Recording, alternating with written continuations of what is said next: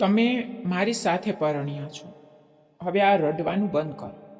મને મારો હક જોઈએ.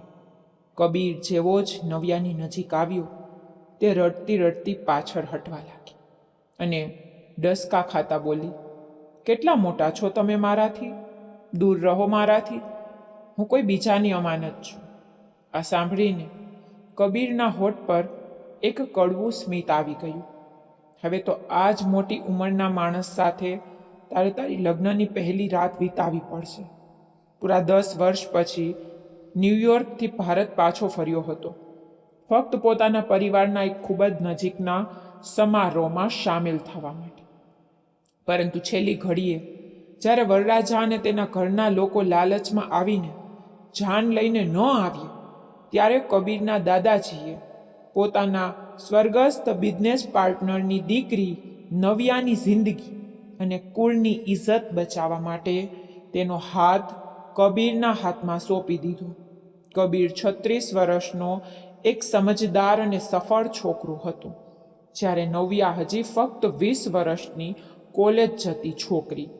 તેની માસૂમ સુંદરતા જોઈને કબીરે હક જતાવતા તેને પોતાની બાહોમાં પણ લીધી. સવારે હું દાદાજીને તમારી ફરિયાદ કરીશ. નવ્યા અંદર અંદર ઘૂંટાઈને રડી રહી હતી.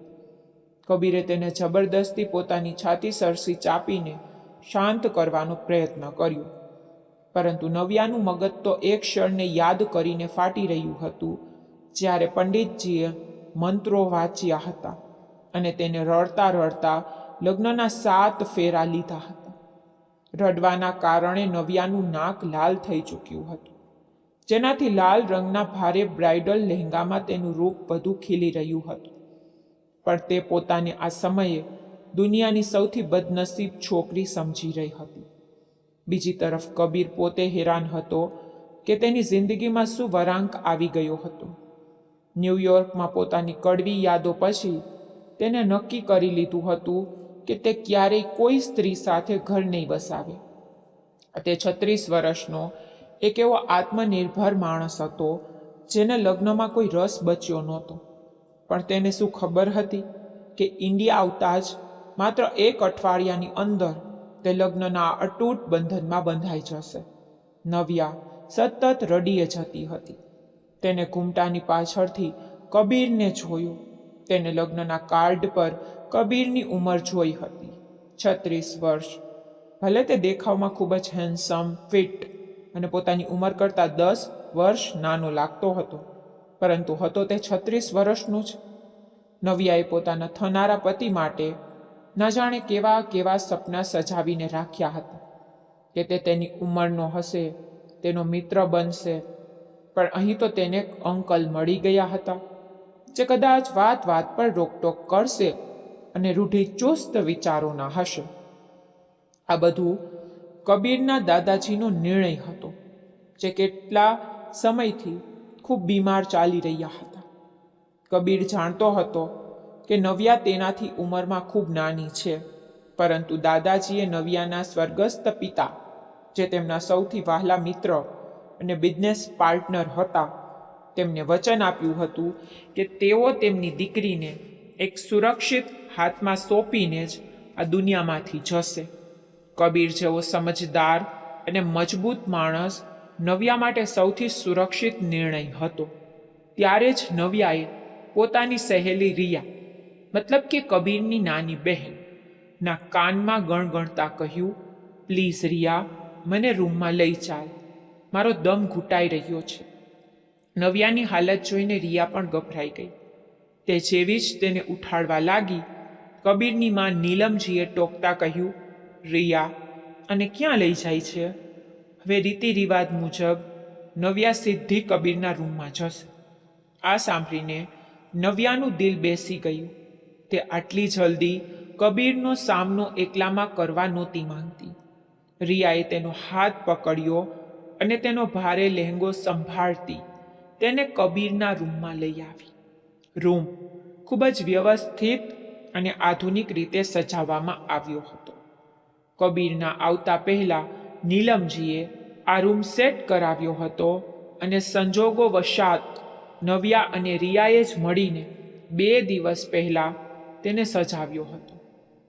નવ્યાને ત્યારે અંદાજો પણ નહોતો કે તે પોતે આ રૂમની માલકીન બનવાની છે. રિયા જ્યારે જવા લાગી ત્યારે નવ્યાએ તેનો હાથ મજબૂતાઈથી પકડી લીધો. રિયા, મને છોડીને ના જા, મને ખૂબ ડર લાગી રહ્યો છે. રિયાએ તેને સાંત્વના આપતા કહ્યું, જો નવ્યા, હું જાણું છું આ બધું અચાનક થયું છે, પરંતુ જે થયું તે સારા માટે થયું.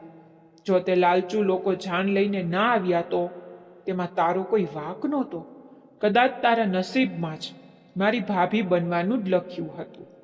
રિયા તો ખૂબ ખુશ હતી, કારણ કે નવ્યા તેમના ઘરમાં એક સભ્યની જેમ જ ઉછરી હતી અને હવે તે હંમેશા માટે તેના જ ઘરમાં રહેવાની હતી. પરંતુ નવ્યા અંદરથી તૂટી ચૂકી હતી. તે મનોમન પોતાના પહેલા મંગેતર આરવને કોસી રહી હતી, જેણે છેલ્લી ઘડીએ તેને દગો આપ્યો હતો. રિયાના ગયાના આશરે 1 કલાક પછી રૂમનો દરવાજો ખુલ્યો. નવ્યા જે બેડના ઓશિકાને ટેકે બેઠી હતી એકદમ સતર્ક થઈ ગઈ. તેણે ડરીને સામે જોયું જ્યાંથી કબીર રૂમની અંદર આવી રહ્યો હતો. કબીરે આ નાજુક અને નાની ઉંમરની છોકરીને જોઈ. તે દુલ્હનના પોશાકમાં ખૂબ જ સુંદર લાગી રહી હતી, પરંતુ તે ખૂબ નાની હતી. કબીરને તેના પર દયા આવી ગઈ. તેનું ધ્રુજતું અસ્તિત્વ જોઈને કબીરે ખૂબ જ નરમ લહેજામાં કહ્યું, રિલેક્સ, આટલું ગભરાવાની જરૂર નથી. જો તારે આ ભારે કપડાં બદલાવા હોય તો ચેન્જ કરી લે. નવ્યાને લાગ્યું કે કબીર અંદરને અંદર આટલી નાની ઉંમરની પત્ની મેળવીને ખુશ થઈ રહ્યો છે. તેની આંખોમાંથી આંસુ છલકાઈ આવ્યા. કબીરે કહ્યું, હવે રડવાનું બંધ કર, જા પહેલાં કપડાં બદલીને આવ. નવ્યા તરત જ ઊભી થઈ અને કબાટ તરફ વધી, જ્યાં તેનો એક આરામદાયક નાઇટ સૂટ રાખેલો હતો. જેવો જ તેણે કબાટમાંથી કપડાં કાઢવા માટે હાથ ઉપર કર્યો, તેના ભારે લહેંગાના બ્લાઉઝની પાછળની ઝીપ, જે ટેલરે ખૂબ ફિટિંગની સીવી હતી, અચાનક જ નીચે સરકી ગઈ. કબીર, જે બીજી તરફ મોં ફેરવીને ઊભો હતો, કપડાના સરસરાહટથી ચોંકીને ફર્યો. પારદર્શક દુપટ્ટાની પાછળથી નવ્યાની લીપીટ જોઈને કબીરના આખા અસ્તિત્વમાં એક અજીબ ધ્રુજારી દોડી ગઈ. નવ્યાને જેવો જ અહેસાસ થયો, તેણે તરત જ પોતાની પીઠ કબાટ સાથે અડાડી દીધી અને હાંફવા લાગી. કબીરે તરત જ પોતાની નજર ફેરવી લીધી અને ગંભીર અવાજમાં કહ્યું, જા ચેન્જ કરી લે, મેં કંઈ નથી જોયું. તે પોતાનું વર્તન ફેરવીને પોતાના મગજને શાંત કરવાનો પ્રયત્ન કરવા લાગી. થોડી વાર પછી નવ્યા ડ્રેસિંગ રૂમમાંથી કપડાં બદલીને બહાર આવી અને સોફા પર સૂવા લાગી. આ જોઈ કબીર હેરાન રહી ગયો. ત્યાં કેમ સૂઈ રહી છે? અહીં બેડ પર આવી જા, ઘણી જગ્યા છે. નવ્યા ગુસ્સામાં લાલચોળ થઈ ગઈ. મારે તમારી પાસે નથી સૂવું. એક તો મારી મરજી વગર મારા લગ્ન તમારી સાથે કરી દેવામાં આવ્યા. તમે તમારી જાતને જુઓ અને મને જુઓ. કેટલા મોટા છો તમે મારાથી. તમારો અને મારો કોઈ મેળ નથી. કબીર તેની વાતો સાંભળીને હસી પડ્યું. જો મારી ઉંમર એટલી પણ વધારે નથી, અને તેમ છતાં મેં છેલ્લી ઘડીએ પરિસ્થિતિને સંભાળી છે, અને તું મને જ સંભળાવી રહી છે. તેને નવ્યાનો હાથ પકડીને તેને બેડ પર બેસાડવી ચાહી. નવ્યાએ ઝટકા સાથે પોતાનો હાથ છોડાવ્યો. છોડો મને, મારાથી દૂર રહો. હું બધું સમજું છું. તમે મને અડવાના બહાના શોધી રહ્યા છો, પરંતુ આ તમારી ખુશ ફહેમી છે કે હું કોઈ બીજાને પ્રેમ કરતી હતી અને આ લગ્ન મારા માટે એક સમજૂતી છે. કબીર તેની સ્પષ્ટ વક્તા જોઈને દંગ રહી ગયો. તેણે શાંત થઈને કહ્યું, સાંભળ, હું તારી સાથે કોઈ જબરદસ્તી નથી કરવાનું. હું કોઈ અસંસ્કારી પુરુષ નથી. જ્યાં સુધી તું કમ્ફર્ટેબલ નહીં થાય, હું તને અડીશ પણ નહીં. તું બેફિકર થઈને સૂઈ જા. કબીરનો લહેજો એટલો સાફ અને દયાળુ હતો કે નવ્યા તો તેને જોતી જ રહી ગઈ. દેખાવમાં તે ખરેખર 27-28 વર્ષનો જ લાગતો હતો. તેમ છતાં નવ્યા બેડ પર ના ગઈ અને સોફા પર ચાદર ઓઢીને સૂઈ ગઈ. કબીર લાપરવાહીથી પોતાનો ફોન ચલાવવા લાગ્યો, જ્યારે નવ્યા ચાદરની અંદર ચૂપચાપ આંસુ વહાવી રહી હતી. કબીર જ્યારે 10 વર્ષ પછી ન્યૂયોર્કથી ભારત પાછો આવ્યો હતો, તો તેનું આવું આખા પરિવાર માટે એક સરપ્રાઈઝ હતું. જેવો જ તેણે ઘરમાં પગ મૂક્યો, તેની નાની બહેન રિયા ખુશીથી ચીસ પાડતા તેને વળગી પડી હતી. નવ્યા, જે આ સમયે બગીચામાં ચમેલીના ફૂલ ભેગા કરી રહી હતી, આ અવાજ સાંભળીને ફરી તેણે જોયું કે સફેદ શર્ટ અને જીન્સ પહેરેલો એક ખૂબ જ હેન્ડસમ અને આકર્ષક વ્યક્તિત્વનો માણસ ઊભો હતો. નવ્યા તેને એક ધારી જોતી રહી ગઈ.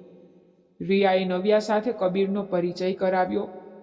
નવ્યા, જો આ મારા કબીરભાઈ છે, આટલા વર્ષો પછી પાછા આવ્યા છે. કબીરની માં નીલમજી તો ખુશીના માર્યા રડી પડ્યા અને તેમણે સાફ કહી દીધું કે હવે તે કબીરને પાછો વિદેશ જવા નહીં દે. કબીર બધા માટે ભેટ લાવ્યો હતો, પરંતુ તે નવ્યાને નહોતો જાણતો. રિયાએ કબીરને જણાવ્યું, ભાઈ, નવ્યા આપણા પપ્પાના સ્વર્ગસ્થ બિઝનેસ પાર્ટનર અંકલની દીકરી છે. અંકલ અને આંટીના ગયા પછી દાદાજી આમને પોતાના ઘરે લઈ આવ્યા હતા અને પોતાની દેખરેખમાં જ આના લગ્ન નક્કી કર્યા છે. પછીથી નવ્યાએ એકલામાં રિયાને પૂછ્યું હતું, તમારા ભાઈએ હજુ સુધી લગ્ન કેમ નથી કર્યા?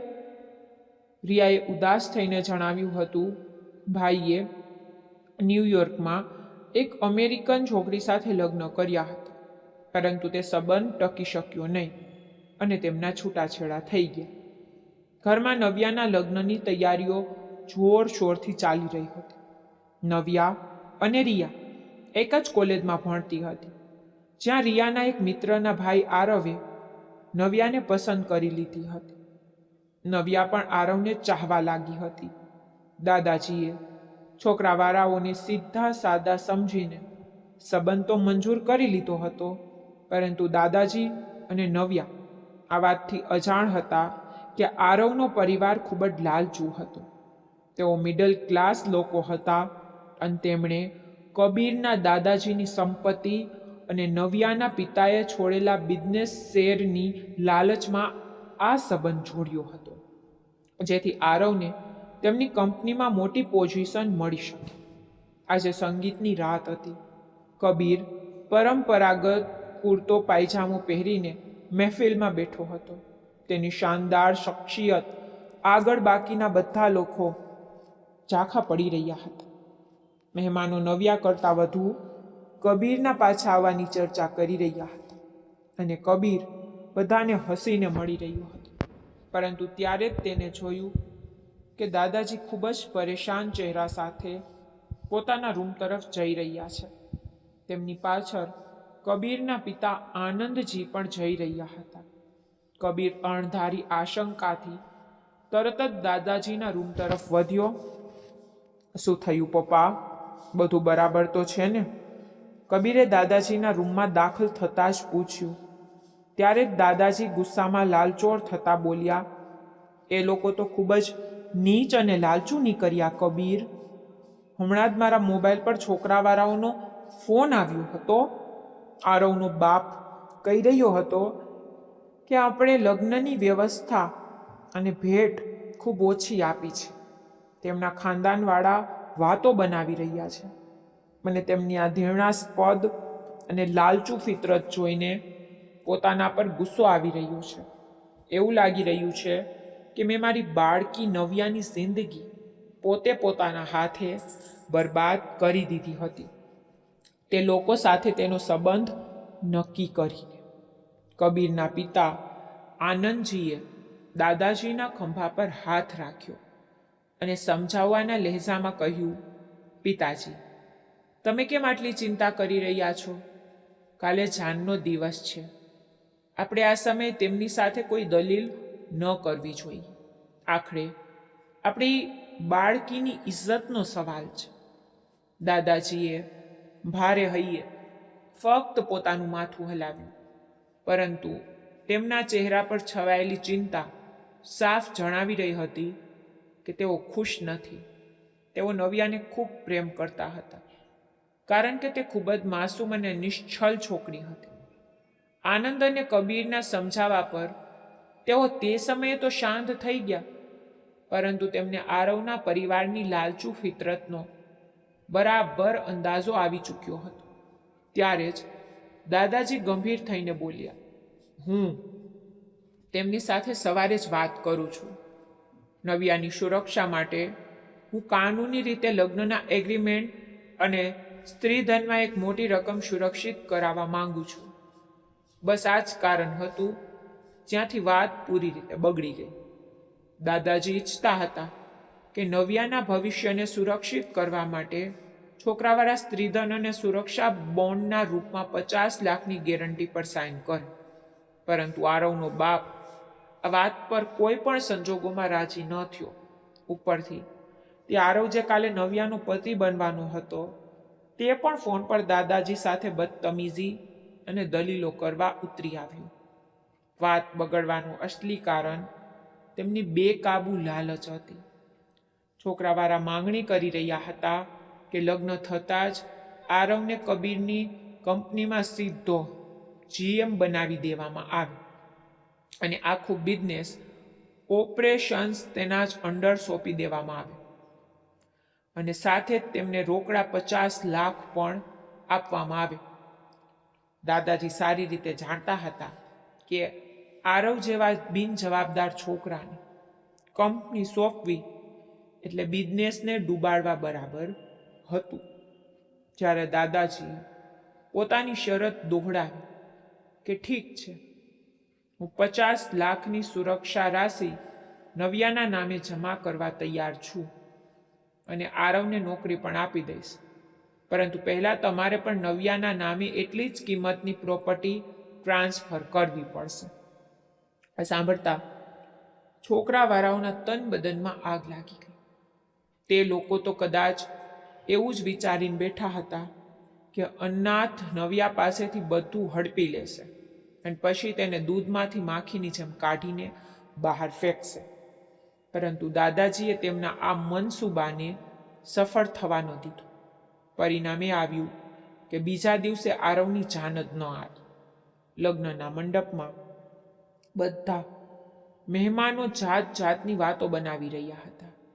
નવ્યા અવાક થઈને દુલ્હનના જોડામાં સજી પોતાને અરીસામાં જોઈ રહી હતી. અહીં સદમાના કારણે દાદાજીની તબિયત અચાનક બગડવા લાગી હતી. ડોક્ટરોએ કહ્યું કે આમને કોઈ ઊંડો માનસિક આઘાત લાગ્યો છે. દાદાજીની હાલત જોઈને કબીરના પિતા આનંદજીએ કબીરનો હાથ પકડ્યો અને ખૂબ જ ભાવુક થઈને કહ્યું, કબીર, પિતાજી આ બાળકીને પોતાના જાન કરતાં પણ વધુ ચાહે છે. જો આજે આની જાન પાછી ફરી ગઈ તો આની જિંદગી તબાહ થઈ જશે. સમાજ આને જીવવા નહીં દે. કબીર, તું નવ્યા સાથે આ જ સમયે લગ્ન કરી દે. આ સાંભળીને કબીરના પગ નીચેથી જમીન સરકી ગઈ, પરંતુ કબીરની માં નીલમજી આ નિર્ણયથી અંદરને અંદર ખુશ થઈ ગયા. તે કોઈ પણ રીતે કબીરને હવે ફરી ન્યૂયોર્ક જવા દેવા નહોતા માંગતા, જેના માથા પર હંમેશા ત્યાં જઈને નોકરી કરવાનું ભૂત સવાર રહેતું. ભલે અહીં ભારતમાં તેના પિતાનો કરોડોનો જમેલો બિઝનેસ હતો. નહીં પપ્પા, હું હવે ફરી ક્યારેય લગ્ન જેવી ઝંઝટમાં પડવા નથી માંગતો. મારી તરફથી સાફ ઇનકાર છે. કબીરે પોતાને આ જવાબદારીમાંથી બચાવવા ચાહ્યું, પરંતુ મા અને પિતાના આંસુઓ અને દાદાજીના ઘટી રહેલા ધબકારાએ તેને એ રીતે ઘેરી લીધો કે આખરે તેને માથું નમાવીને હા પાડવી જ પડી. અને આ રીતે ખૂબ જ નાની ઉંમરની નવ્યા તેની જિંદગીમાં આવી ગઈ. કબીર, જે છોકરીને ખૂબ જ માસૂમ અને નાસમજ સમજી રહ્યો હતો, તે જ છોકરીએ રૂમમાં આવતા જ તેને શાર્પ શબ્દોમાં કહી દીધું હતું કે તે ઉંમરમાં તેનાથી ખૂબ મોટો છે અને તે કોઈ પણ સંજોગોમાં આ લગ્નને દિલથી સ્વીકારી શકે નહીં. કબીર પણ કોઈ જોર જબરદસ્તી કરવાવાળો માણસ નહોતો. એટલા માટે તેણે નવ્યાને પૂરો સમય અને પોતાની મરજીથી જીવવાનો હક આપ્યો. બંનેએ તે પહેલી રાત એકબીજાને અડ્યા વિના મુકમ્મલ શાંતિમાં ગુજારી, કારણ કે છેલ્લી ઘડીએ લગ્નનો માહોલ પૂરી રીતે બદલાઈ ગયો હતો. એટલા માટે બીજા દિવસે થનારું રિસેપ્શન રદ કરી દેવામાં આવ્યું. દાદાજીએ પોતે કહ્યું હતું કે જ્યારે પરિસ્થિતિ થોડી સામાન્ય થઈ જશે ને ત્યારે કોઈ સારો દિવસ જોઈને રિસેપ્શન રાખી લઈશું. પરંતુ બીજા જ દિવસે જ્યારે દાદાજીએ નવ્યાનો રડતો અને ઉતરેલો ચહેરો જોયો તો તેમનું દિલ ભરાઈ આવ્યું. તેમણે નવ્યાનો હાથ પકડીને પૂછ્યું, શું થયું મારી બાળકી? શું મારા આ નિર્ણયથી તને ખુશી નથી થઈ? ઓછામાં ઓછી તું આરવ જેવા લાલચુ અને ઘટિયા લોકોથી તો બચી ગઈ. નવ્યાએ રડમસ મોં બનાવી ફરિયાદના લહેજામાં કહ્યું, આ શું કર્યું તમે મારી સાથે દાદાજી? ભલે તમે મને આખી જિંદગી આ જ ઘરમાં લગ્ન કર્યા વિના રહેવા દીધી હોત તો મને મંજૂર હતું, પરંતુ તમે એક છૂટાછેડા લીધેલા અને આટલી મોટી ઉંમરના વ્યક્તિ સાથે મારા ફેરા ફેરાવી દીધા, બસ એટલા માટે કે તે તમારો પૌત્ર છે. તેના શબ્દોમાં ઊંડો દર્દ અને કડવાશ હતી. દાદાજી નવ્યાની ના સમજવાળી વાત પર ધીમેથી હસી પડ્યા. અરે મારી બાળકી, કબીર ખૂબ જ સૂઝાયેલો અને પરિપક્વ છોકરો છે. તે એટલો ભણેલો ગણેલો અને સમજદાર છે કે ક્યારેય તારી સાથે કોઈ અન્યાય કે ખરાબ વર્તન નહીં કરે. અને આજના સમયમાં ઉંમરનો થોડો ઘણો તફાવત તો સામાન્ય બાબત છે. થોડો ઘણો તફાવત દાદાજી? શું થઈ ગયું છે તમને? નવ્યાની આંખોમાંથી આંસુ વહેવા લાગ્યા. તે ઉંમરમાં મારાથી પૂરા 16 વર્ષ મોટા છે. તે રડવાની જ હતી કે તેણે પોતાની વાત બદલી. ચાલો, તમે જબરદસ્તી મારા લગ્ન તો કરાવી દીધા, પરંતુ તમે ગઈકાલે રાત્રે જ મારી વિદાય તેમના રૂમમાં કેમ કરાવી દીધી? હું તેમની સાથે એક રૂમમાં રહેવા નથી માંગતી. મને તે બિલકુલ સારા નથી લાગતા. મોં ફૂલાવીને વાત કરતી નવ્યા દાદાજીને બિલકુલ એક નાની છોકરી જેવી લાગી રહી હતી. એટલા માટે તેઓ પોતાનું હસવું રોકી ન શક્યા. તેમને હસતા જોઈને નવ્યા ચીડાઈને પાછળ ફરી. મારે તમારી સાથે વાત જ નથી કરવી, જેવી તે ગુસ્સામાં ફરી સામે ઊભેલા વ્યક્તિને જોઈને તેના પગ ત્યાં જ થંભી ગયા અને તે પથ્થરની થઈ ગઈ. કબીર પોતાની છાતી પર બંને હાથ બાંધીને દરવાજાના ટેકે ઊભો રહી ખૂબ જ ધ્યાનથી તેને જોઈ રહ્યો હતો. કબીરનું કદ સારું એવું લાંબુ અને પહોળું હતું, જ્યારે નવ્યા તેની સામે ખૂબ જ પાતળી અને નાજુક સી હતી. નવ્યાના ચહેરા પર આ સમયે જે માસૂમ ગુસ્સો હતો તેને કબીર શાંતિથી વાંચી રહ્યો હતો. કબીરની ઊંડી નજરોથી અસહજ થતા નવ્યા તરત જ તેની બાજુમાંથી નીકળીને રૂમની બહાર ભાગી ગઈ. નવ્યાના જતાં જ કબીરે દાદાજી તરફ જોયું અને થોડા ફરિયાદના લહેજામાં કહ્યું, દાદાજી, તમે આ છોકરી સાથે સારું નથી કર્યું. તે હજી ખૂબ નાની છે. અગર તમે કહેશો તો હું આને કાનૂની રીતે આઝાદ કરી દઈશ. તે પોતાની પસંદગીથી પોતાની ઉંમરના કોઈ પણ છોકરા સાથે પછીથી લગ્ન કરી શકે છે. દાદાજીએ તરત જ પોતાના કાનને હાથ લગાવ્યા. કબીર, એવું વિચારતો પણ નહીં. જિંદગીભર માટે હવે તારે જ તેની હિફાજત કરવાની છે. તેને એટલું સન્માન અને પ્રેમ આપજે કે તે પોતે તારી તરફ ખેંચાઈ આવે. હજી તે બાળકી છે, થોડી નારાજ પણ છે, પણ જોજે તેની નારાજગી વધારે દિવસ નહીં ટકે. દાદાજીની વાત સાંભળીને કબીર ઊંડી વિચારમાં ડૂબી ગયો. નવ્યા કબીરથી ખૂબ દૂર દૂર રહેવા લાગી. જ્યારે પણ કબીર રૂમમાં આવતો તે જાણી જોઈને ઊભી થઈને બહાર લિવિંગ લાઉન્જમાં જઈને બેસી જતી. એવા જ એક દિવસે તે રૂમમાં આવી અને ખૂબ જ ઉદાસ અને બેઝાડસી બેડ પર બેસીને પોતાનો મોબાઈલ જોવા લાગી. આરવનો નંબર તો તેને લગ્નના તરત જ પછી બ્લોક કરી દીધો હતો અને તે ફરી ક્યારેય એ દગાબાજ માણસનું મોઢું પણ જોવા નહોતી માંગતી. નવ્યાને અંદાજો નહોતો કે કબીર આ સમયે વોશરૂમમાં શાવર લઈ રહ્યો છે. ત્યારે જ અચાનક વોશરૂમનો દરવાજો ખુલ્યો. થોડી ક્ષણો પછી જ્યારે કબીર ફક્ત કમર પર એક બ્લેક ટોવલ વીંટાળીને પોતાના ભીના વાળ સૂકવતો બહાર આવ્યો તો નવ્યાના હોશ ઉડી ગયા. તેણે આજ સુધી કોઈ છોકરાને આ રીતે હાલતમાં જોયો નહોતો. શરમના માર્યા તેની નજર જમીન તરફ ઝૂકી ગઈ. તેનું આધુનિક અને શહેરી મગજ પણ આ સત્ય સ્વીકારી શકતું નહોતું કે આ કબીર તેનો પતિ છે. કબીરની પહોળી અને મજબૂત છાતી પર પાણીના ટીપા ચમકી રહ્યા હતા. કબીરે ડ્રેસિંગ ટેબલના અરીસામાં નવ્યાને જોઈ, જેનો ચહેરો શરમ અને સંકોચના કારણે બિલકુલ ટામેટા જેવો લાલ થઈ ગયો હતો. નવ્યાનું બસ નહોતું ચાલતું કે તે જમીન ફાડીને તેમાં સમાઈ જાય અથવા રૂમમાંથી ભાગી છૂટે. તે ઝડપથી બેડ પરથી ઊભી થઈ અને પોતાના ખંભા પર દુપટ્ટો સરખો કરતી જેવી બહાર ભાગવા લાગી.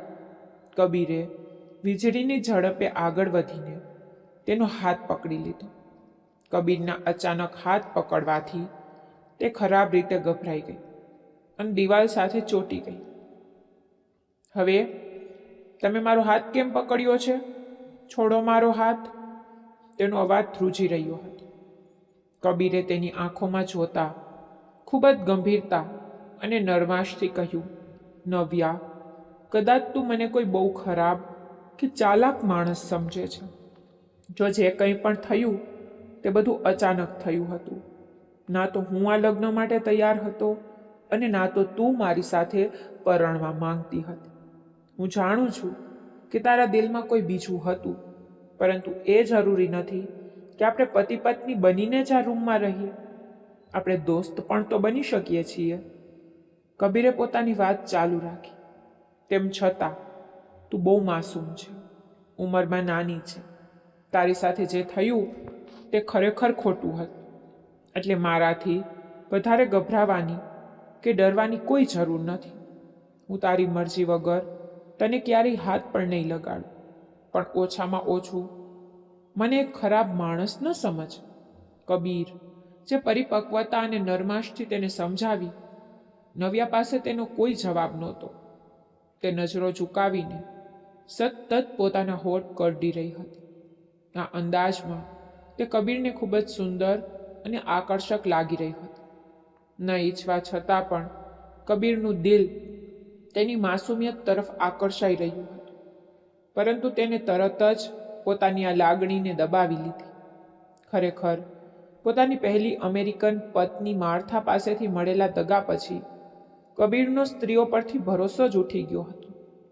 લગ્ન પછી તેને ખબર પડી કે માર્થા આધુનિકતાના નામે અત્યંત ચરિત્રહીન અને સ્વાર્થી સ્ત્રી હતી, જે આજે એક પુરુષ પાછળ પાગલ હોય તો કાલે બીજા પાછળ.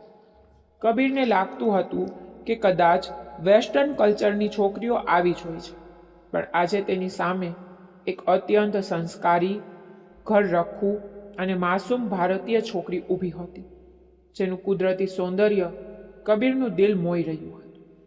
કબીરના શરીરમાંથી આવી રહેલી મોંઘા પરફ્યુમ અને શાવર જેલની સુગંધ નવ્યાના દિલ દિમાગ પર એક અજીબ જાદુ કરી રહી હતી. એક અજીબ ધ્રુજારી નવ્યાને પોતાના અસ્તિત્વમાં ઉતરતી અનુભવાઈ. તે શરમાઈ પણ રહી હતી, પરંતુ તેનું દિલ પણ આ આકર્ષણ સામે મચલવા લાગ્યું હતું.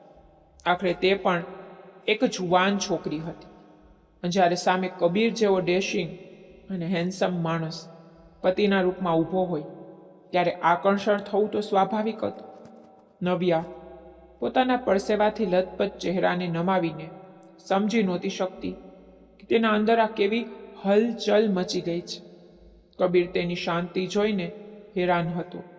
ત્યારે જ નવ્યાએ ઝટકા સાથે પોતાનો હાથ છોડાવ્યો અને આંગળી ઊંચી કરીને કબીરને ચેતવણી આપતા બોલી, તમે સાચું કહી રહ્યા છો ને? તમે મારી સાથે કોઈ જબરદસ્તી તો નહીં કરો ને? તે પૂરી રીતે આશ્વસ્ત થવા માંગતી હતી. આ સાંભળીને કબીરના હોઠ પર એક સુંદર સ્મિત આવી ગયું. બિલકુલ નહીં. આપણે સારા મિત્રો બની શકીએ છીએ. તેણે મિત્રતા માટે પોતાનો હાથ નવ્યા તરફ લંબાવ્યો.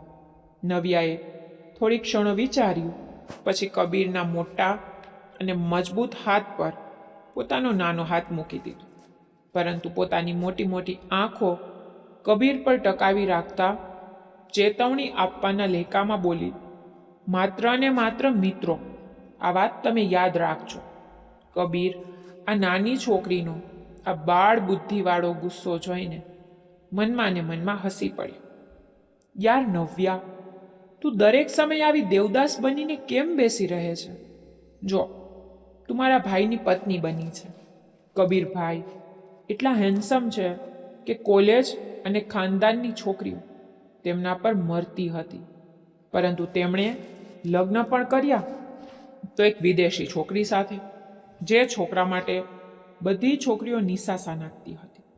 તેને ભગવાને તારી જોડી વગર માંગીએ નાખી દીધું. તેમ છતાં તારો ચહેરો હંમેશા ઉતરેલો રહે છે. તારે તો ખુશ થવું જોઈએ કે પેલા સુકાઈ ગયેલા કેરીના ગોટલા એટલે કે આરવથી તારો પીછો છૂટ્યો. રિયા અને નવ્યા આ સમયે ઘરના લોનમાં બનેલા ગાર્ડન એરિયામાં બેઠી હતી. નવ્યાએ વાદળી રંગનો એક સુંદર ફ્રોક સૂટ પહેર્યું હતું અને તેના લાંબા વાળ તેની પીઠ પર લહેરાઈ રહ્યા હતા. તે બગીચાના હિંચકા પર બેઠેલી કોઈ ઉદાસ રાજકુમારી જેવી દેખાતી હતી. રિયાની વાત સાંભળીને નવ્યાએ મોં બગાડ્યું. એટલા પણ કોઈ સૌંદર્યના દેવતા નથી તારા ભાઈ. એક તો તે ઉંમરમાં કેટલા મોટા છે. મારો ને તેમનો શું મેળ હતો કે દાદાજીએ જબરદસ્તી મારા લગ્ન તેમની સાથે કરાવી દીધા. રિયાને કબીર વિરુદ્ધ સાંભળવું બિલકુલ પસંદ નહોતું. તેણે ગુસ્સામાં કહ્યું, જો નવ્યા, મારા ભાઈ વિશે આવું ના કે. અત્યારે પણ જેવા તેઓ ન્યૂયોર્કથી પાછા આવ્યા છે, ખાનદાનની કેટલી છોકરીઓ તેમની એક ઝલક મેળવવા માટે રાહ જોઈને બેઠી છે. તેઓ ખૂબ જ ગ્રેસફુલ અને હેન્ડસમ છે, અને તું છે કે... નવ્યાએ ચીડાઈને મોં બીજી તરફ કરી લીધું. કાશ એ છોકરીઓમાંથી જ કોઈ એકના લગ્ન એમની સાથે થઈ ગયા હોત, મારા ના થયા હોત તો સારું હતું. રિયા તેનાથી નારાજ થઈને ત્યાંથી ચાલી ગઈ.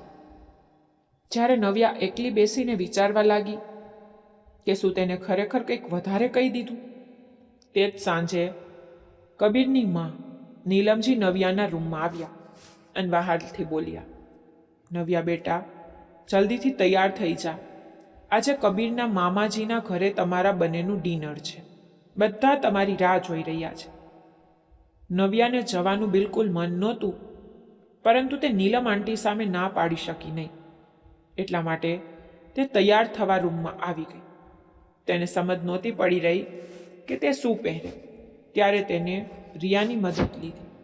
રિયાએ કબાટ ફંફોસતા એક શાનદાર બ્લેક કલરનો અનારકલી સૂટ કાઢ્યો. નવ્યા, તું આ બ્લેક કલરનો સૂટ પહેર, આમાં તું બહુ ક્લાસી લાગીશ. એમ પણ બ્લેક તારા પર બહુ ખીલે છે. અને ઊભી રહે, ભાઈનો પણ એક બ્લેક જોધપુરી સૂટ કાઢી આપું છું. તમારા બંનેની મેચિંગ થઈ જશે. રિયાએ નવ્યાનો હળવો અને સરસ મેકઅપ કરી આપ્યો અને નાજુક જ્વેલરી પહેરાવી, જેનાથી નવ્યાની સુંદરતા કોઈ ચંદ્રની જેમ ચમકી ઉઠી. કબીર બહાર પોતાના કેટલાક જૂના મિત્રોને મળવા ગયો હતો. જેવો તે પાછો આવ્યો અને રૂમમાં દાખલ થયો, તેની નજર સીધી નવ્યા પર પડી. આજે આ અસાધારણ અને આકર્ષક પોશાકમાં નવ્યા પોતાના સૌંદર્યના જલવા વિખેરી રહી હતી. કબીર તેને જોઈને સંપૂર્ણપણે સતબત થઈ ગયો. કબીરને આ રીતે પોતાની સામે જોતો જોઈ નવ્યા ગભરાઈ ગઈ અને તરત જ ઊભી થઈને બોલી, મેં તમારા કપડાં કાઢી રાખ્યા છે, તમે તૈયાર થઈને નીચે આવી જાઓ. આ કહીને તે ઝડપથી રૂમની બહાર ભાગી ગઈ. પરંતુ થોડી વાર પછી જ્યારે કબીર બ્લેક કલરના શાનદાર જોધપુરી સૂટમાં તૈયાર થઈને નીચે લિવિંગ લાઉન્જમાં આવ્યો, તો તેના અત્યંત રોયલ અને પ્રભાવશાળી વ્યક્તિત્વને જોઈને નવ્યા પોતાની નજર હટાવી શકી નહીં. કબીર ખરેખર બહુ આકર્ષક અને ડેશિંગ લાગતો હતો. નવ્યાને આ રીતે પોતાની સામે એક ટીશે જોતી જોઈ કબીર હસતા હસતા તેની નજીક આવ્યો અને ગણગણ્યું, કેમ, આમ શું જોઈ રહી છે નવ્યા? નજર લગાડીશ કે શું? તારે તો ખુશ થવું જોઈએ કે તને આટલો હેન્ડસમ પતિ મળ્યો છે. નવ્યા તરત જ સંકોચાઈ ગઈ અને પોતાની નજરો ચોડીને બોલી, મોટો વહેમ છે તમારો. એટલા પણ સારા નથી લાગતા તમે કે? તમે બંને આ જ રીતે મીઠી નોકચોક કરતા કરતા ઘરની બહાર નીકળ્યા અને કબીરની ગાડીમાં બેસીને તેના મામાજીના ઘરે પહોંચી ગયા. મામાજીના ઘરે બધાનું સ્વાગત ખૂબ જ શાનદાર અને ઉત્સાહપૂર્વક થયું. નવ્યાની મુલાકાત આ પહેલાં કબીરના મામાની દીકરી આયશા સાથે થઈ ચૂકી હતી. તેથી તે બંને એક તરફ સોફા પર બેસીને વાતો કરવા લાગી અને કબીર પોતાના મામા મામી અને બાકીના પિતરાઈ ભાઈ બહેનો સાથે વાતચીતમાં વ્યસ્ત થઈ ગયું. વાતોમાં આયશાએ નવ્યાના ચહેરાને તાકતા કહ્યું, વેલ નવ્યા, લગ્ન પછી છોકરીના ચહેરા પર જે એક અલગ જ ગ્લો અને નિખાર આવે છે ને, પતિનો પ્રેમ મેળવીને, એ તો તારા ચહેરા પર ક્યાંય દેખાતો જ નથી. બધું બરાબર તો છે ને? આયશા વાત કરતી વખતે પણ વારંવાર કબીરને જ જોઈ રહી હતી. કબીરના ચહેરો પરથી નજર હટાવી આયશા માટે અશક્ય હતું. આટલા વર્ષો પછી કબીરને જોઈને આયશાની એ જ ઈચ્છા હતી કે તે કબીર સાથે લગ્ન કરશે, પરંતુ છેલ્લી ઘડીએ નવ્યા બાજી મારી ગઈ, જેના કારણે આયશા અંદરો અંદર નવ્યાથી બળતી હતી. નવ્યા પોતાના ભોરપણમાં ખુલ્લી કિતાબની જેમ આયશા સામે તરત જ બોલી પડી, ના દીદી, ક્યાંથી આવશે નિખાર? દાદાજીએ તો મારી સાથે જબરદસ્તી કરી છે. જાન નહોતી આવી તો શું થાત? 2-4 દિવસ લોકો વાતો જ કરત ને અને પછી શાંત થઈ જાત. પણ તેમણે તો તરત જ મારા લગ્ન કબીરજી સાથે કરાવી દીધા. તેઓ ઉંમરમાં મારાથી કેટલા મોટા છે. તેમની સાથે મારી કોઈ વાઇબ જ મેચ થતી નથી. એવું લાગે છે જાણે તેઓ કોઈ અંકલ છે અને હું તેમની સામે કોઈ નાની બાળકી. લગ્નને કેટલાય અઠવાડિયા વીતી ગયા છે, પણ હું હજી સુધી એડજસ્ટ નથી કરી શકી. મને તો લાગતું જ નથી કે અમારો આ સંબંધ ટકી શકશે. આયશા તો જાણે આ જ સાંભળવા માંગતી હતી. નવ્યાની વાતો સાંભળીને તેના ચહેરા પર એક કુટિલ અને મનમોહક સ્મિત આવી ગયું. જ્યારે ડિનરનો સમય થયો ત્યારે આયશાએ જાણી જોઈને આગળ વધીને પોતાના હાથે કબીરને જમવાનું પીરસવાનું શરૂ કરી દીધું. તે કબીરની બિલકુલ બાજુની ખાલી ખુરશી પર બેસી ગઈ, જ્યારે નવ્યા સામે કબીરના મામાજી સાથે બેઠી હતી. જે રીતે આયશા વારંવાર કબીરને પ્લેટમાં વસ્તુઓ ધરી રહી હતી અને કબીરની નજીક આવવાની કોશિશ કરી રહી હતી, કબીરને આ વાત બિલકુલ ગમી રહી નહોતી. તે વારંવાર નજર ફેરવીને સામે બેઠેલી નવ્યાને જોઈ રહ્યો હતો કે તેની પ્રતિક્રિયા શું છે. અહીં નવ્યા આંખો ફાડીને આયશાની હરકતો જોઈ રહી હતી. આયશા ક્યારેક વાત કરતાં કરતાં કબીરના ખંભાને અડકવાની કોશિશ કરતી તો ક્યારેક તેના હાથને સ્પર્શ કરતી. હદ તો ત્યારે થઈ ગઈ જ્યારે કબીરને અચાનક થોડી ખાંસી આવી તો આયશાએ તરત જ પાણીનો ગ્લાસ ઉઠાવીને જાતે કબીરના મોઢે લગાવી દીધો. આ બધું જોઈને નવ્યાની અંદર અચાનક ઈર્ષાનું એક જોરદાર મોજું ઉઠ્યું. તેને સમજ જ ન પડી કે તેને આટલો ગુસ્સો કેમ આવી રહ્યો છે. તેનો મૂડ સંપૂર્ણપણે ખરાબ થઈ ગયો. તેને ગુસ્સામાં જમવાનું પણ ના પૂરતું ખાધું અને મોં ફૂલાવીને બેસી ગઈ. પછી તેને કબીર પાસે જઈને ચીડાઈને કહ્યું, મારી તબિયત સારી નથી લાગી રહી અને મને બહુ ઊંઘ આવે છે. હું ઘરે જવા માંગુ છું. કબીરે કહ્યું, પરંતુ નવ્યા, અત્યારે તો મામાજી મારી સાથે કંઈક જરૂરી વાત કરી રહ્યા છે. નવ્યા તરત જ તીખા અવાજે બોલી, ઠીક છે તો પછી હું એકલી જ કેબ કરીને ઘરે જતી રહું છું. કબીરે જ્યારે આ સાંભળ્યું તો તે ડરી ગયો કે આ અણસમજુ છોકરી ક્યાંક ખરેખર ગુસ્સામાં એકલી રાત્રે ઘરેથી ના નીકળી જાય. તેણે માંડ મામા મામી પાસેથી જવાની પરવાનગી લીધી અને બંને આવીને ગાડીમાં બેસી ગયા. જેવા જ કબીરે ગાડી સ્ટાર્ટ કરી તેને નવ્યાનો ઉતરેલો અને ગુસ્સાથી લાલ ચહેરો જોયો અને પૂછ્યું, શું થયું તને નવ્યા? અચાનક તારો મૂડ કેમ ખરાબ થઈ ગયો? આપણને આવ્યાને હજી સમય જ કેટલો થયો હતો. તે મામા મામીનો ચહેરો જોયો? તેમને કેટલું ખરાબ લાગી રહ્યું હતું આપણા આટલા જલ્દી આવવાથી. નવ્યાએ કડક વર્તન અપનાવતા કહ્યું, સારું, તમને તેમનું ખરાબ લાગવું તો સાફ દેખાઈ રહ્યું છે, પરંતુ જે મને ત્યાં ખરાબ લાગી રહ્યું હતું તેનાથી તમને કોઈ ફરક નથી પડતો ને? કબીરે ગાડી ચલાવતા ચલાવતા એક ટીશે તેનો ચહેરો જોયો અને પૂછ્યું, શું મતલબ? તને ત્યાં એવું શું ખરાબ લાગી ગયું? નવ્યા પહેલાં તો ચૂપ રહી, પછી પોતાનું મોં બગાડીને પૂરા આક્રોશથી બોલી, જે રીતે તમારી એ પિતરાઈ બહેન આયશા તમારી નજીક આવવાની કોશિશ કરી રહી હતી તે તમને દેખાતું નહોતું? એ જાણવા છતાં પણ કે તમે, ખેર, ન ઈચ્છવા છતાં પણ હવે તમે મારા પતિ બનાવવામાં આવ્યા છો, તો શું તમને આ શોભા આપે છે કે કોઈ છોકરી તમારી આટલી નજીક આવે અને તમને જમવાનું પીરસે? કબીર નવ્યાની આ કડવાશ પાછળનું અસલી કારણ એટલે કે તેની ઈર્ષાને અંદર સુધી સમજી ચૂક્યો હતો, પરંતુ તે બસ તેના મોઢેથી આ સત્ય કઢાવવા માંગતો હતો. તેને પોતાના ચહેરા પર એક મસ્તીભર્યું સ્મિત લાવતા કહ્યું, અચ્છા, તો એમ કે ને કે નવ્યા, કે મારી નજીક કોઈ બીજી છોકરીને જોઈને તારું મગજ ચકડાઈ ગયું હતું. જો મને જમવાનું પીરસવું અને મારી બાજુમાં બેસવું તારો હક અને ફરજ હતી તો તારે આવીને બેસવું જોઈતું હતું ને? તે એ જગ્યા ખાલી કેમ છોડી કે કોઈ બીજી સ્ત્રી ત્યાં આવીને બેસે? તેને પોતાની આંખો ચડાવીને નવ્યા સામે જોયું. નવ્યા એક ક્ષણ માટે કબીરનો હસતો ચહેરો જોતી રહી, પછી ઝટકા સાથે પોતાનું મોં બારી તરફ ફેરવીને બહાર જોવા લાગી અને ગણગણી, હા, હું સારી રીતે જાણું છું તમારા જેવા પુરુષોને. પત્ની જ્યારે સમયસર હક ન જતાવે તો તમે લોકો તો બહાર બીજા લોકો સાથે સમય પસાર કરવાનું શરૂ કરી દો છો અને બીજી છોકરીઓ સાથે ફ્લર્ટ કરવા લાગો છો. નવ્યાની આ વાત સાંભળતા જ કબીરનો ચહેરો એકદમ ગંભીર અને કડક થઈ ગયો.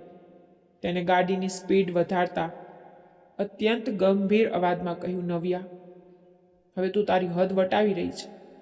તને કોઈ હક નથી કે તું મારા ચરિત્ર પર આંગળી ઉઠાવે. હું કેવો માણસ છું એ હું બહુ સારી રીતે જાણું છું અને મારે તારી સામે કોઈ ખુલાસો કરવાની જરૂર નથી. તે મારો આખો મૂડ ખરાબ કરી નાખ્યો. હવે પછીથી હું તને ક્યારેય મારી સાથે ક્યાંય લઈ નહીં જાઉં. કબીરના આ ગુસ્સા પર નવ્યાના ધીરજનો ડેમ તૂટી ગયો અને તે પણ બળાડી ઉઠી. હા તો ના લઈ જાતા મને તમારી સાથે? જાઓ, એ આયશાને જ લઈ જજો જે બહુ ચીપકીને તમારી સાથે બેસી રહી હતી.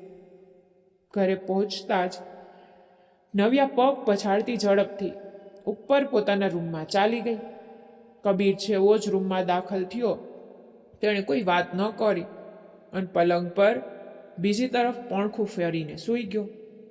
આ ઘટનાને વીત્યે કેટલાય દિવસો થઈ ગયા હતા, પરંતુ બંને વચ્ચે કોઈ ખાસ વાતચીત થઈ નહોતી. દાદાજી અને ઘરના બાકીના સભ્યો સામે તેઓ પોતાની જાતને બિલકુલ સામાન્ય બતાવતા, પરંતુ પોતાના રૂમની 4 દિવાલોની અંદર તેઓ બે અજાણ્યા લોકો જેવા હતા. કબીરે ઘણી વાર પહેલ કરવાની અને વાત સુધારવાની કોશિશ કરી, પણ નવ્યાનો મૂડ દિવસે ને દિવસે વધુ ખરાબ થતો ગયો. તે ઈચ્છવા છતાં પણ કબીરને પોતાનો પતિ સ્વીકારી શકતી નહોતી. તેનું મગજ વારંવાર એ જ વાત પર આવીને અટકી જતું હતું કે કબીર ઉંમરમાં તેનાથી બહુ મોટો છે. ભલા તે પોતાનાથી 16 વર્ષ મોટા માણસ સાથે કેવી રીતે તાલમેલ બેસાડી શકે? આ જ વિચાર તેને કબીરથી દૂર રાખી રહ્યો હતો, જેના કારણે તે ઊંડા તણાવ અને એકલતામાં ડૂબી રહી હતી. એક બપોરે જ્યારે તે રૂમમાં અત્યંત ઉદાસ અને કંટાળીને બેઠી હતી, ત્યારે તેણે એમ જ પોતાનો ફોન ઉપાડ્યો.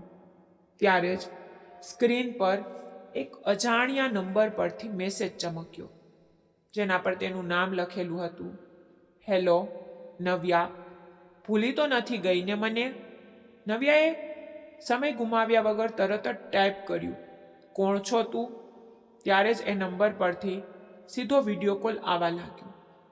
નવ્યા પહેલાં તો અચકાઈ, પરંતુ ઉત્સુકતાના કારણે તેને કોલ રિસીવ કરી લીધો. સ્ક્રીન પર સામે આરવ બેઠો હતો. આરવને આટલા અઠવાડિયા પછી અચાનક પોતાની સામે જોઈને નવ્યાનો ચહેરો ગુસ્સાથી લાલ થઈ ગયો. તે ગુસ્સામાં લાલચોળ થતાં બોલી, આરવ, તું હવે મને કેમ કોલ કરી રહ્યો છે? તે બધું જ તો ખત્મ કરી દીધું, મારી જિંદગી તમાશો બનાવી દીધી, અને હવે કયા હકથી મને મેસેજ કરી રહ્યો છે? આરવે તરત જ પોતાનો ચહેરો પર ઊંડો શોક ઓઢી લીધો.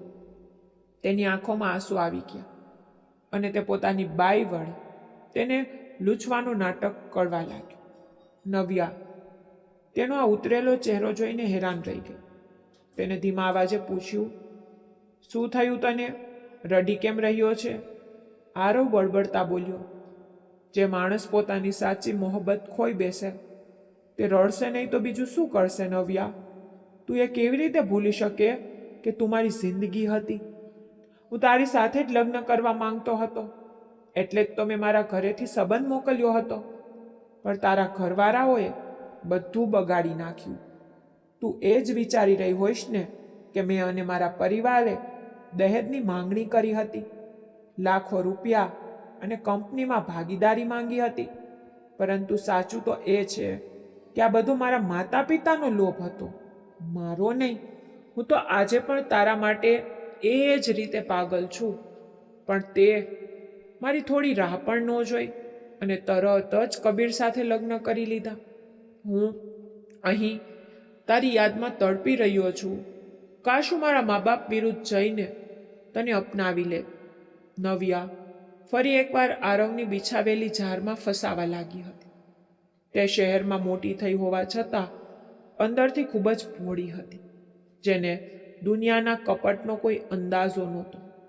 તે આરવની મીઠી મીઠી વાતોમાં આવી ગઈ. તેણે પોતાની બાળ બુદ્ધિમાં વહીને કહ્યું, હું પણ તો તને પ્રેમ કરતી હતી આરવ, તને ખબર છે ને? જ્યારે તારી જાન નહોતી આવી તો હું કેટલું રડી હતી, પણ પછી દાદાજીની બગડતી તબિયત અને ઇજ્જત બચાવવા માટે મારે કબીરજી સાથે લગ્ન કરવા પડ્યા. તું જાણે પણ છે કે તેઓ ઉંમરમાં મારાથી કેટલા મોટા છે. હું તો તેમની હાજરીમાં રૂમની બહાર ચાલી જાઉં છું. મેં આજ સુધી તેમને મારી નજીક પણ આવવા દીધા નથી. તેઓ ક્યાંયથી પણ મારા પતિ બનવાને લાયક નથી. હું તો માત્ર તને જ પ્રેમ કરતી હતી. નવ્યા રડી રડીને પોતાની બધી જ ભડાસ કાઢી રહી હતી અને આરવ સ્ક્રીનની પેલી પારથી આ બધું જ સાંભળવા માંગતો હતો. તેનો અસલી હેતુ નવ્યાને પોતાના જૂઠા પ્રેમની ઝાડમાં ફસાવીને ફરીથી પોતાની નજીક લાવવાનો હતો, જેથી તે તેને પોતાની સાથે ભગાડી જાય અને પછીથી તેના અમીર દાદાજી પાસેથી ખંડણી તરીકે લાખો રૂપિયા વસૂલ કરી શકે. તે હજી વાત કરી જ રહી હતી કે અચાનક એક મજબૂત હાથ તેને તેની પાછળથી ઝટકા સાથે ફોન છીનવી લીધો. નવ્યાનો શ્વાસ જાણે ગળામાં ઝટકી ગયો. તેને ગભરાઈને પાછા ફરીને જોયું તો પાછળ કબીર ઊભો હતો. તેની આંખોમાં આ સમયે તીખો અને જીવલેણ ગુસ્સો હતો. નવ્યાનું અસ્તિત્વ ધ્રુજી ઉઠ્યું, કારણ કે તેને આજ સુધી કબીરનું આવું ભયાનક રૂપ જોયું નહોતું. કબીરે કંઈ પણ વિચાર્યા વગર વિડીયો કોલ કાપી નાખ્યો અને ફોનને જોરથી ફ્લોર પર પછાડ્યો, જેનાથી સ્ક્રીન તૂટી ગઈ. આના તરત જ પછી તેને એક સણસણતો લાફો નવ્યાના ગાલ પર ઝીકી દીધો. કબીર ગરજ્યું, આ શું નિર્લજ્જતા છે નવ્યા? તને થોડી પણ શરમ નથી આવતી? જે માણસ લગ્નના દિવસે જ તારી જિંદગી બરબાદ કરીને ચાલ્યો ગયો, તને દુનિયા સામે તમાશો બનાવી દીધી, તે સમયે મેં તને સહારો આપ્યો, મારું નામ આપ્યું, આ ઘરમાં તને કુળની વહુ બનાવીને પૂરા સન્માન સાથે રાખી, અને તું તારા પતિના ઘરમાં બેસીને તેના જ રૂમમાં તારા પહેલા મંગેતર સાથે વાત કરી રહી છે, તારા પતિની બુરાઈઓ કરી રહી છે. નવ્યાનું શરીર ડરથી ધ્રુજી રહ્યું હતું, પરંતુ આ સમયે તેના મગજ પર આરવની વાતો હાવી હતી. તે રડતા રડતા ચિલ્લાણી, તમે કોણ છો મારા ઉપર હાથ ઉપાડનાર? મેં તમને ક્યારેય મારા પતિ માન્યા જ નથી, અને હું પહેલાં જ કહી ચૂકી છું કે હું આરવને પ્રેમ કરું છું. આરવે મને બધું જણાવી દીધું છે કે તે લાલચ તેના માતા પિતાની હતી, તેની નહીં. હું તમને ક્યારેય મારા પતિ માની શકું નહીં. તમે જબરદસ્તી મારા પર થોપવામાં આવ્યા છો. નવ્યાની આ કડવી વાતો સાંભળીને કબીરને ઊંડો આઘાત લાગ્યો. તેને અંદર જ અંદર પોતાના આત્મસન્માનને ઠેસ પહોંચતી અનુભવાઈ.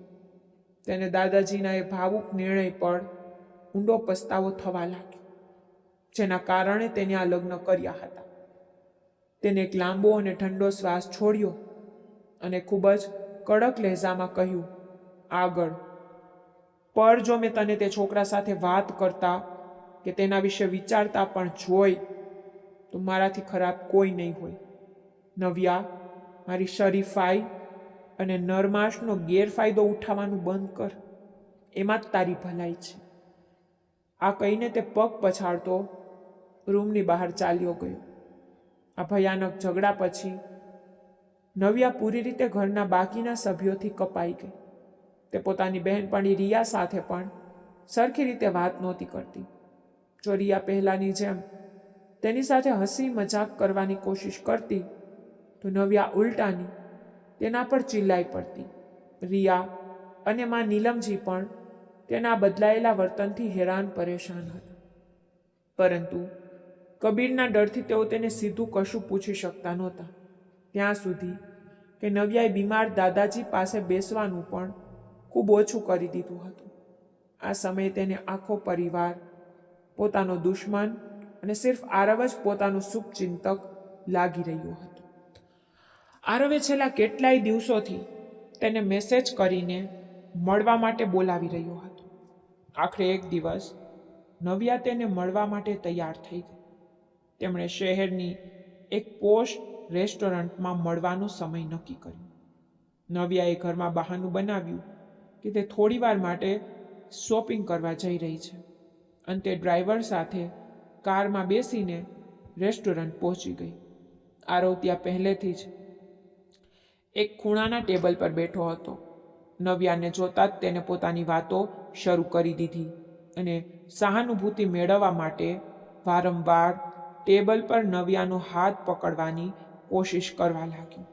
પરંતુ જેવો આરવના હાથોએ નવ્યાને સ્પર્શ કર્યો, નવ્યાના પૂરા અસ્તિત્વમાં એક વિચિત્ર અજંપો દોડી ગયો.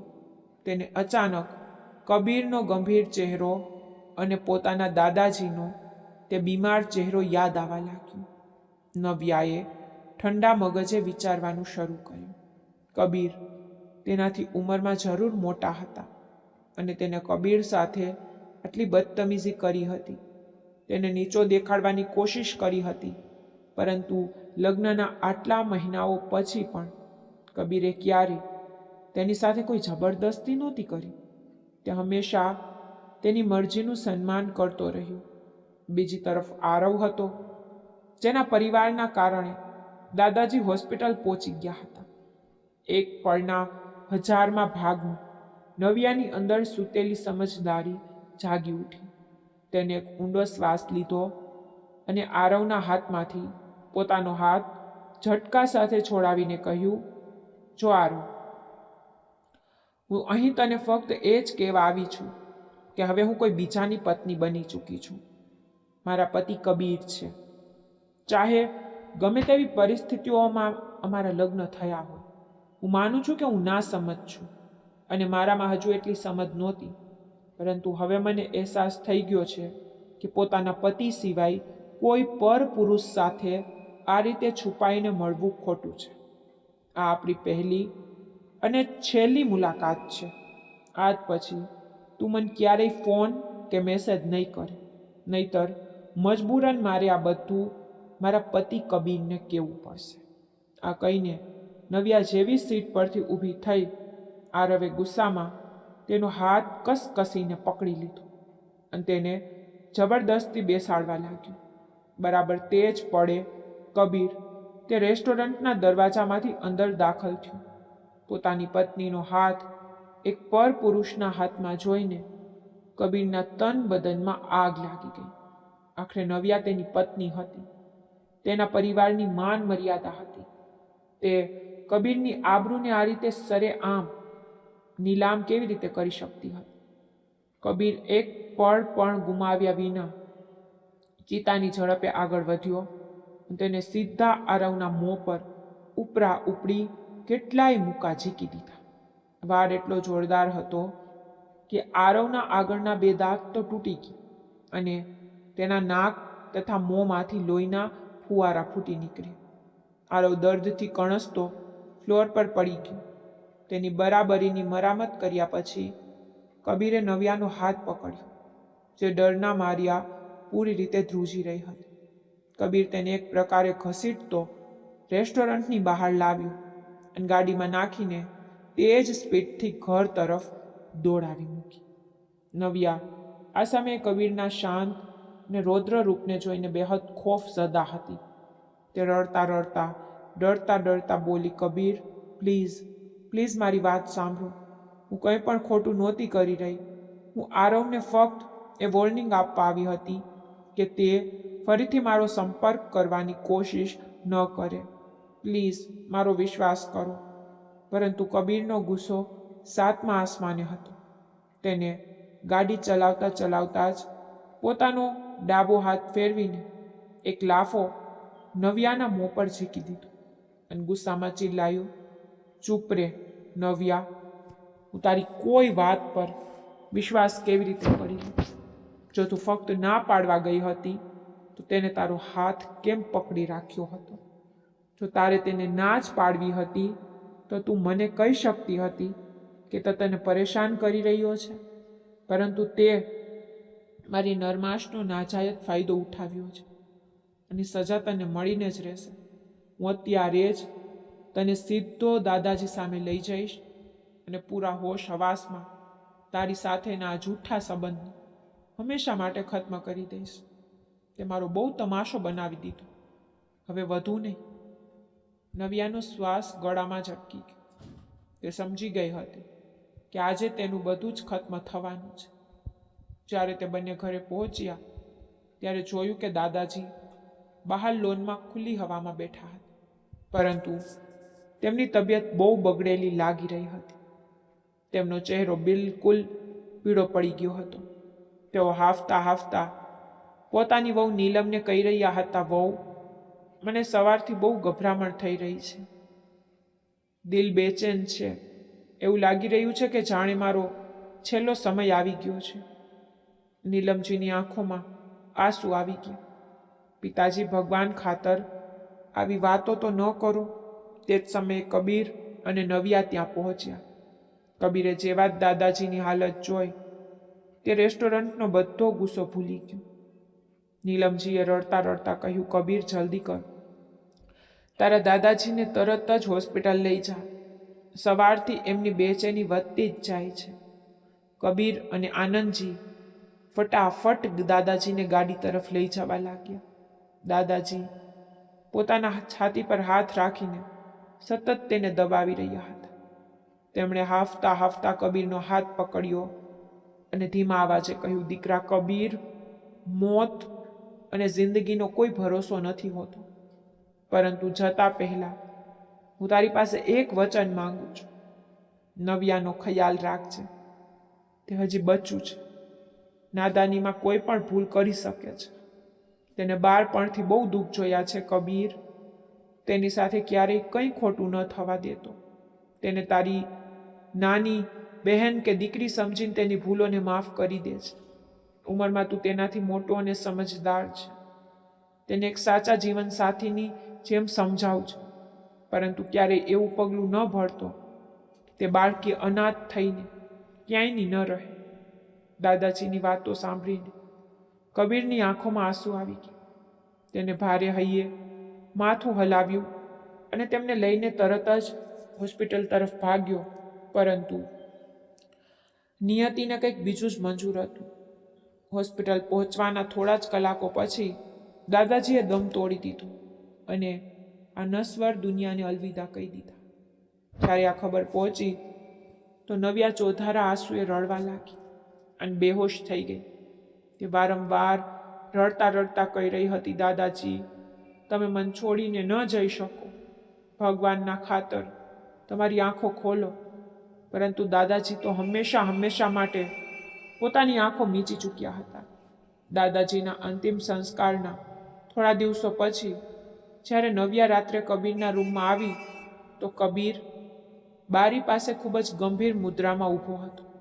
તેને પાછા ફર્યા વગર બે ટૂંક લહેજામાં નવ્યાને કહ્યું, નવ્યા, જો હું અત્યાર સુધી રેસ્ટોરન્ટવાળી વાત પર શાંત છું અને મેં તારી સાથે આ સંબંધને કાનૂની રીતે ખતમ નથી કર્યું તો ફક્ત એટલા માટે કારણ કે મેં હોસ્પિટલમાં દાદાજીને તેમની આખરી શ્વાસ વખતે કસમ આપી હતી, વચન આપ્યું હતું.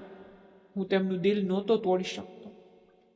હું તેમને આપેલા વચન મુજબ જીવનભર તારી હિફાજત કરીશ, તને દરેક સુખ સુવિધા આપીશ, પરંતુ હું ક્યારેય તારો પતિ બનીને તારી સાથે આ રૂમમાં નહીં રહું. આપણી વચ્ચે હવે કોઈ સંબંધ નથી. કબીરનું આ બર્ફીલું અને ઠંડુ વર્તન નવ્યાના દિલને ચીડી ગયું. તેની આંખોમાંથી આંસુની ધારા વહેવા લાગી. તે નાસમજ છોકરી પહેલાં નહોતી જાણતી, પરંતુ આ થોડા દિવસોની જુદાઈ અને કબીરને ગુમાવવાના ડરે તેને અહેસાસ કરાવી દીધો હતો કે ક્યારેય તેને પોતાના ગંભીર અને સ્વાભિમાની પતિ સાથે બેપનાહ મોહબ્બત થઈ ચૂકી હતી. પરંતુ હવે કબીરનું દિલ પૂરી રીતે પથ્થર બની ચૂક્યું હતું અને નવ્યાએ એ પથ્થરને ઓગળીને ફરીથી મીણ બનાવવાનું હતું. તેને કબીરના દિલમાં પોતાના માટે ખોવાયેલી ઇજ્જત અને વિશ્વાસ પાછો મેળવવાનું હતું. આવનારા થોડા અઠવાડિયામાં નવ્યા પૂરી રીતે બદલાઈ ગઈ. તે સવારે કબીરના ઉઠતા પહેલાં ઉઠતી, તેના કપડાં કાઢતી અને તેની પસંદગીનું જમવાનું પોતે પોતાના હાથથી બનાવતી. તે દર અઠવાડિયે કબીરના કહ્યા વગર ચૂપચાપ દાદાજીની તસવીર સામે બેસીને પ્રાર્થના કરતી અને તેમની યાદમાં સમય વિતાવતી. કબીર હવે ખૂબ જ ગંભીર અને ચૂપચાપ રહેવા લાગ્યો હતો. નવ્યા વારંવાર તેની પાસે એકાંતમાં માફી માંગતી, પોતાની સફાઈ પેશ કરતી. આખરે એક દિવસ નવ્યાએ કબીર સામે હાથ જોડી દીધા અને રડતા રડતા પવિત્ર ગ્રંથની કસમ ખાઈને રેસ્ટોરન્ટના તે દિવસની પૂરી સચ્ચાઈ બયાન કરી દીધી કે તે આરવને હંમેશા માટે પોતાની જિંદગીમાંથી કાઢવા ગઈ હતી. કબીર શાંત ઊભો તેની ડસકો ભરીને રડવાનો અવાજ સાંભળી રહ્યો હતો. જાણે તેને નાજુક અને માસૂમ છોકરીને પોતાની સામે આ કદર તૂટીને રડતી અને હાથ જોડીને કરગરેલી રહેલી જોઈ તો કબીરનું સખ્ત દિલ પણ આખરે મીણની જેમ ઓગળી ગયું. તેને આગળ વધીને નવ્યાના ધ્રુજતા હાથોને થામ્યા અને તેને ખેંચીને સીધી પોતાની મજબૂત સીને લગાવી દીધી. નવ્યા કબીરના ગળે લાગીને ચોધારા આંસુએ રડી પડી. તે જ પડે તેને પોતાની જાત સાથે વચન લીધું કે તે ભવિષ્યમાં ક્યારેય પણ પોતાના પતિને કોઈ તકલીફ કે ઠેસ નહીં પહોંચાડે. તે પોતાને દુનિયાની સૌથી નસીબદાર છોકરી માની રહી હતી કે તેને કબીર જેવો રક્ષક અને પતિ મળ્યો હતો. દાદાજીએ તેના માટે જે નિર્ણય લીધો હતો તે બિલકુલ સાચો હતો. કબીરના બાહોમાં સુરક્ષિત અનુભવતા નવ્યાની અંદર એક નવી જિંદગીનો સંચાર થયો. તેણે પૂરા હક સાથે કબીરની આંખોમાં જોતા ખૂબ જ ધીમા અને રોમાન્ટિક અવાજે કહ્યું, કબીરજી પ્લીઝ, હવે મને તમારી મરજીથી એક છોકરીમાંથી પૂરી રીતે તમારી પત્ની બનાવી દો. ક્યાં સુધી તમારી પરણેલી પત્ની હોવા છતાં એક કુંવારી છોકરીની જેમ અધૂરી જિંદગી વિતાવતી રહીશ? તે રાત્રે રૂમની લાઇટો ઝાંખી હતી. નવ્યા કબીરના પહોળા સીના પર પોતાનું માથું રાખીને સૂતી હતી. કબીરે પોતાનું શર્ટ ઉતારી રાખ્યું હતું. નવ્યા જ્યારે તેના સીના પર વિખરાયેલા તેના ઘાટા વાળમાં પોતાની આંગળીઓ ફેરવતા આ વાત બોલી તો કબીરના પૂરા અસ્તિત્વમાં એક વિચિત્ર હલચલ અને આકર્ષણની લહેર દોડી ગઈ. તેને નવ્યાને પોતાની બાહોમાં વધુ કસીને ભરી લીધી અને હસતા હસતા તોફાની લહેજામાં કહ્યું, વિચારી લે નવ્યા, પછી ફરીથી તારો એ ઉંમરનો તફાવત યાદ કરીને રડવાનું શરૂ ન કરી દેતી. નવ્યાએ પ્રેમથી પોતાનું માથું નામાં હલાવ્યું. નહીં કબીરજી, હવે ક્યારેય નહીં રડું. હવે હું પૂરી રીતે સિર્ફ અને સિર્ફ તમારી થઈ જવા માંગુ છું. કબીરે તરત જ નવ્યાને પોતાની બાહુના ઘેરામાં લીધી અને તેને પોતાની વધુ નજીક ખેંચી લીધી. તે રાત તે બંનેના જીવનની સૌથી હસીન અને યાદગાર રાત બનવા જઈ રહી હતી, જ્યાં ઉંમરનો દરેક તફાવત તેમની મોહબ્બતના આગળ નાનો થઈ ચૂક્યો હતો. તો મિત્રો, તમને આ નોવેલ કેવી લાગી? જો પસંદ આવી હોય તો વિડીયોને લાઈક અને ચેનલને સબસ્ક્રાઈબ કરજો.